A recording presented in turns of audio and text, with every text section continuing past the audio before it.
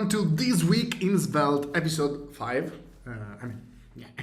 It's 101, which is 5 in binary.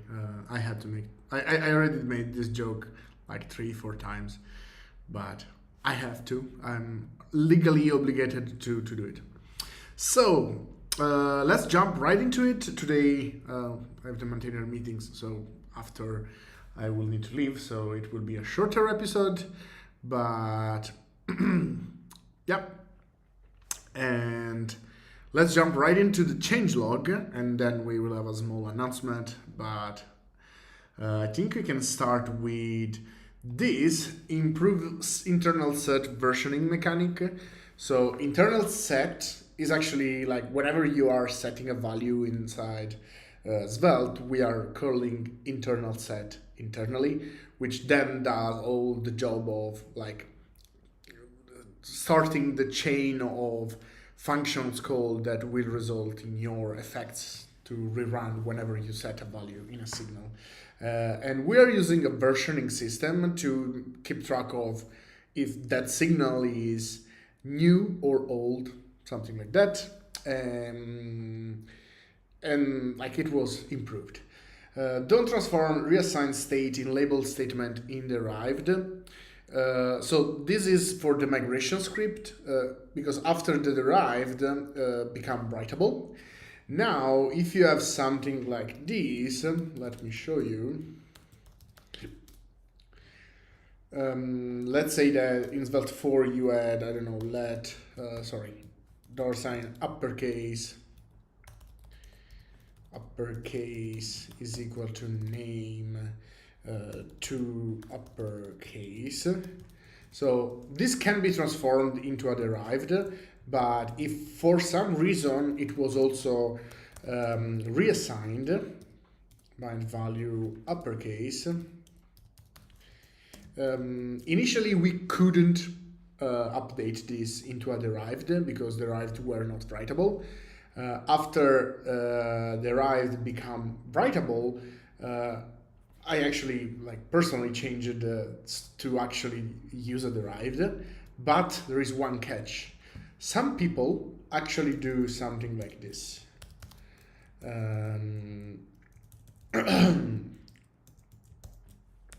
Something like this. And this was problematic because if you try to migrate now, it's actually, unfortunately, it needs to use the run. But it was changing that to be a derived, which is not possible. So this was fixed. Let's move to add CSS has global to compile output.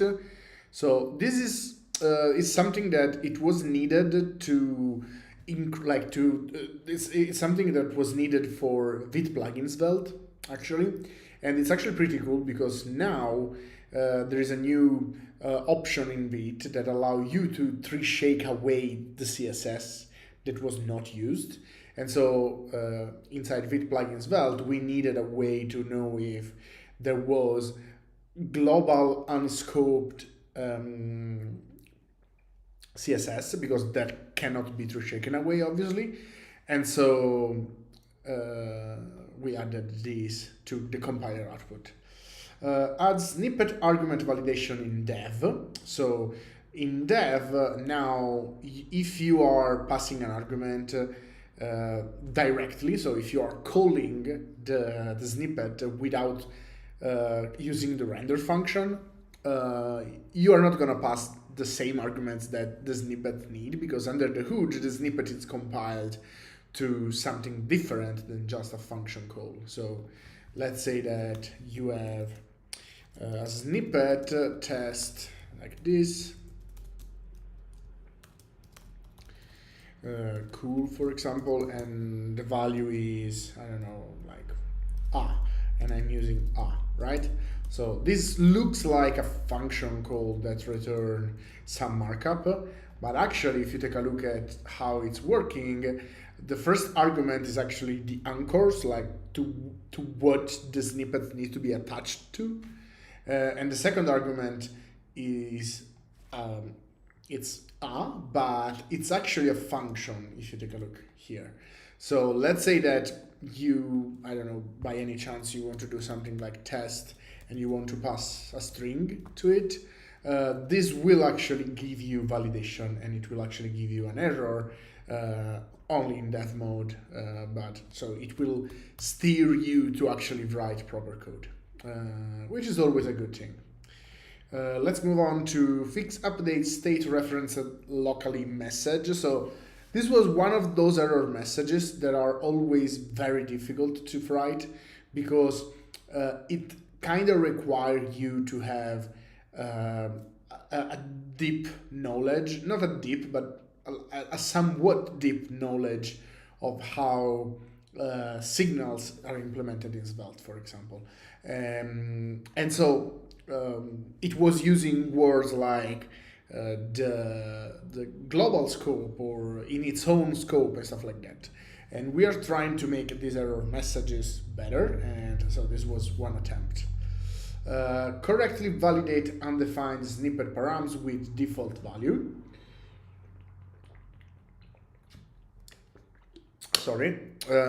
So the validation introduced here actually had a small problem, and so if it was just validating the argument, but if the argument has a fallback value, so let's say that we do is equal to 34, for example, you can see that we have this argt0 and then there is this fallback argt0 to 34 and it's a derived, so we don't call it over and over again. So yeah, it's like it's not just a thing. So this means that this argt0 is actually undefined and it was triggering the validation because the validation was just checking if the value was a function, basically. Correctly validate head snippets on the server. So again, a small problem for the validation. Specifically on the server, it was checking if the things passed in was an instance of payload, but when you are inside the head, if you are rendering a snippet inside the head, what you get passed is not exactly a payload class, it's a head payload class. So we have to change it. Ignore mutation validation for props that are not proxies in more cases. So this was a warning that you get for when you actually mutate a prop, and there are some false negatives, and with this PR some of those false negatives were fixed. Allow self-closing tags within mat namespace. So inside, as you can you know that inside here, if you do something like div and it's a self-closing tag, there's no such thing as this in HTML, and so you get a warning. But if you are actually using a mat, this is a matml template, which is to basically showcase mat. And this namespace actually allows you to write self-closing tags. So now they are allowed. Partially evaluate certain expression and relax global selector list validation. So this is something that is going on like for a while, and we are basically trying to check. Basically, in some cases, Svelte obviously took the safe route, and if you had a variable and you were printing that variable on the template, for example, so let's say that you had something like this, name is good, let's say that you had something like this, and you do name. Well, in this case,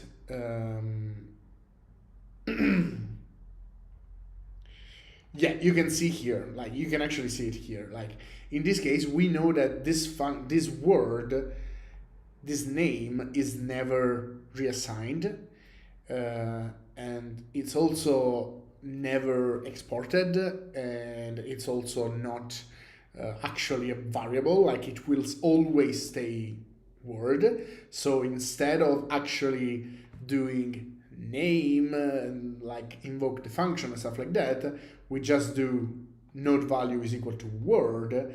And this obviously it will get, like, every minifier will get rid of this line too. So this is basically removing a variable from your and some bytes from your code.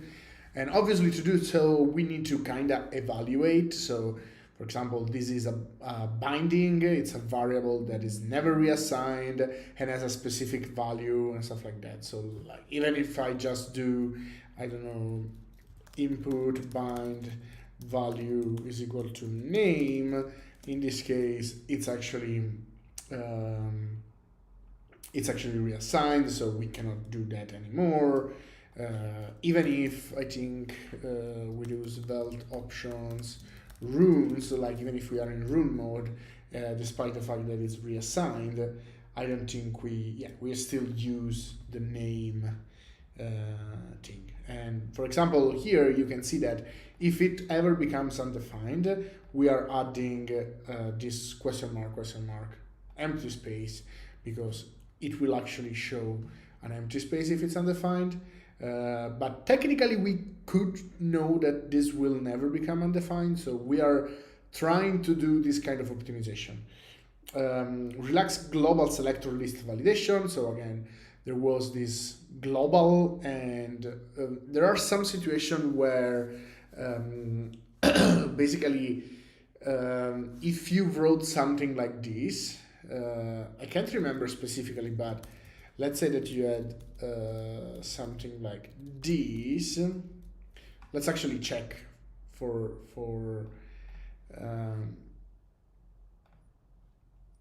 real. Relax global selector list validation. Yeah, we basically, this was disallowed before, something like global X, global Y, but some preprocessor, when you write something like this, they rewrite the CSS to look like this. And since it was not really a problem, we actually allowed it. So now, like before, you could always you could only write global like this and X, Y, and blah blah blah. And now you can also write something like this, like global X, global Y, something like this. Because again, like some preprocessor was actually changing that. Default params for HTML blocks, correct suggested type for custom event without detail. Okay, throw on unrendered snippets in dev. This is another kind of validation that we added for snippets, and this was actually something that looks a bit more like, it's not about if you call the snippet like this. So let's say that you have something like a snippet test like this. It might happen like test. Obviously you should do at render test, but it might happen that you just do this instead. And this was annoying before, because basically this is actually a variable and it was rendering the function itself, which is annoying. Like, it's not erroring out. It was not erroring out, because now it's actually getting an error: snippet without render tag, attempt to render a snippet without render tag. So nice validation for this kind of stuff. Avoid unnecessary read version increments. So again, internally there is a read version and a write version for every signal, and there was an increment of one read version that was unnecessary, and it was causing reactivity problem. Use package imports for common modules. This is actually just something for the codebase itself. There were some modules that were pretty much used all over the codebase, and we were literally importing them by doing // etc. etc. But there is this very nice utility for package JSON, which is imports, which very much looks like exports. So you can have something like package.json. You can have something like this, like name is Svelte, and you can have something like imports, and then you can have a list of imports. It needs to start with a pound, so you can do, I don't know, compiler, and this will point to a specific folder. So if I go source compiler, for example, then from within the whole code base, I can just do something like import stuff from compiler, and like whenever I am inside the code base, it will access source compiler from the root. So this is pretty nice, and you can also do the same thing that you can do for exports. So you can pass an object and specify that on browser you need to add I don't know, source browser / compiler, and by default you need to add to access source node / compiler. So this is a way that you can, based on where you are running your code, if it's in the browser, it will actually import this file. If it's in Node, in everything else, you can actually import this. So yeah, this was this thing. Use function declaration for snippet in server output to avoid TDZ violation. So the problem when we introduced these throw on unrendered snippets in dev was the fact that on the server it was actually changing from function snippet name something to const snippet name is equal to that. This, however, is problematic because and this is a bit of an edge case, but if I have function test like this, to remove the snippet here, and I do console.log test, for example, if I do test here, it's actually working. Like this function is basically global, right? That's not true for const test2 is equal an arrow function with console.log test, or even with const test3, if I do function like this, like I cannot call this before they are actually declared. So if I do test2, I get cannot access test2 before initialization. If I do test3, cannot access test3 before initialization. So since the snippets were actually lined after the script tag, if you were accessing them in the script tag on the server, it would cause a temporal dead zone issue, which is this TDZ violation. Partially evaluate more expression. Again, we are always going back to what I've explained before. Ensure Svelte boundary properly removes error content in production mode. So Svelte boundary, it's a relatively new feature that we shipped during Advent of Svelte, and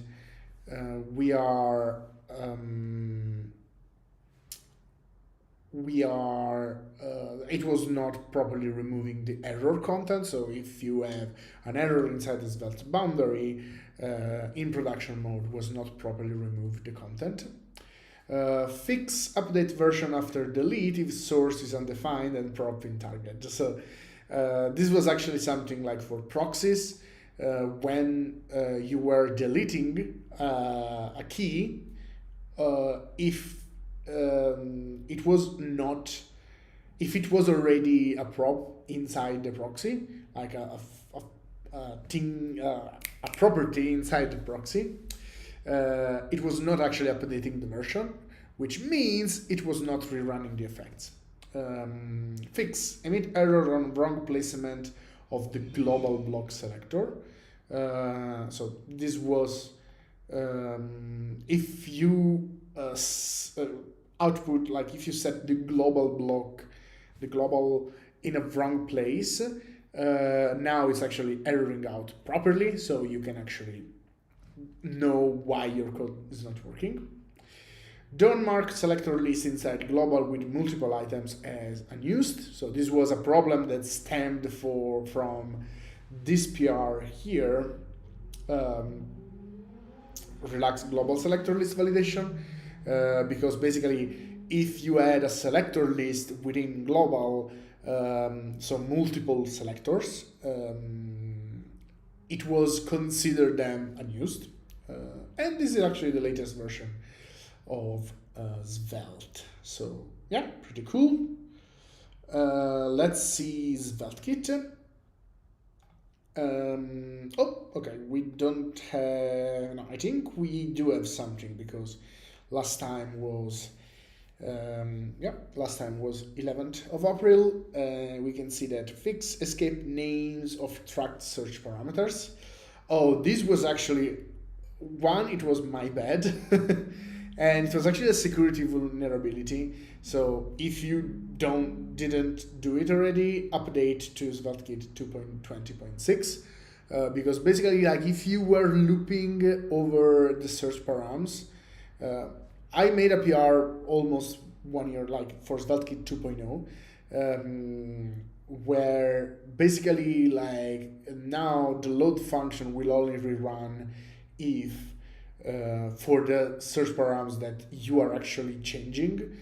Before, if you accessed any search params and you change any search params, it was just rerunning everything. So now instead, it only reruns when the search params that you are reading is actually is accessed. And the problem was, because now it's fixed, is that obviously we need to store which search params you accessed, and we need to send that information from the server to the client. And so basically we are inlining the search params that you used within a script tag. And the problem with this is that search params can be tampered with by the user. And so if you were reading every search params, regardless of the one that you know, like you were reading all the search params, basically, if you were doing something like that, a user could have been able to basically close the script tag and add a new script tag in the search param names and basically do an XSS attack. So it was my bad, sorry everyone, but it was also promptly fixed by people more competent than me. Regression when serializing derived data. This was actually, I think, a problem that stemmed from this. And in general, like it was serializing it, but there was a problem of some sort. I can't remember now, but it was fixed. I don't know if there are any other... okay, there is. Okay. Thanks, Antoine, which is the creator of Svelte Changelog, that actually it actually worked on this pretty hard to allow us to have basically a list of the new release. So every other thing here was not released. So there is a new release for SV and a new release for Svelte ESLint parser, and we can go check. And there is strip project service from TS option when type information is not needed. And then we can go check the SV package and see we have renamed Cloudflare adapter option from Cloudflare pages to Cloudflare. This is pretty cool because I don't know if you noticed, and I don't know if we ever talked about it in This Week in Svelte, but now there's no such thing as to Cloudflare adapter. So initially there were Cloudflare pages to like publish to pages, and Cloudflare worker to publish to worker. And now basically I think we were able to basically merge them together, and it's pretty cool. Update adapter auto, add types node as a dev dependency to the Drizzle and Storybook add-on. Use connection pool when using MySQL 2 with Drizzle. I think we also have adds install package manager flag to create. So if you want to install with a specific package manager, warn on unparsable prettier-c config file, remove redundant ignores property in ESLint config. And that was it. So that's it for the changelog. And now just a small announcement before we can close this up. Obviously, Svelte Summit is coming closer and closer and closer, and cannot wait for it to happen, May 8th and May 9th. And if you still need to buy a ticket and you want to participate in the workshop that we are also organizing, it's on the May 7th, so the day before the conference. So, and I will be taking the workshop. So it's to how to migrate from Svelte 4 to Svelte 5. So if you want, book the flight accordingly. But another pretty huge news, like first thing first, there is a sale going on right now to like the very last tickets.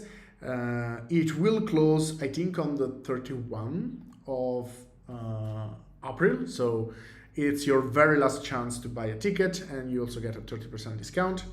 And but you can now also buy tickets for the live stream. So obviously, like, the conference will be streamed. It's a 2-day conference, and if you can't attend like in person, it's a shame. I would have loved to meet you, but if you can't and you still want to take a look at how awesome this conference will be, you can buy the ticket for the live stream. Sorry, I just noticed that I am on top of this. You can buy the ticket for the live stream. I think it's only $40, so it's not that much for a 2-day conference. This will be the schedule. So yeah, we have day 1, day 2, and all the talks and all the thing. So I literally cannot wait. And obviously, shout out to our sponsors, Sentry, CKey Editor. I think also Vercel is sponsoring it. It's not probably live yet. A lot of awesome people and talk. I cannot wait for them. And the venue is it's just fantastic, and I cannot wait. And I'm pretty hyped that my company is also co-organizing it. So yeah, I cannot wait to see you there and see you in Barcelona. I think that's it for today. It's a short one, but yeah, I'll see you guys. I actually don't know if next week, yeah, probably next week is probably we are still in time, because then I need to go to Barcelona. So there will be a jump for the first week of May. And see you in Barcelona if you're coming, see you online if you're not, see you around. Anyway, peace out, and I hope you learned something.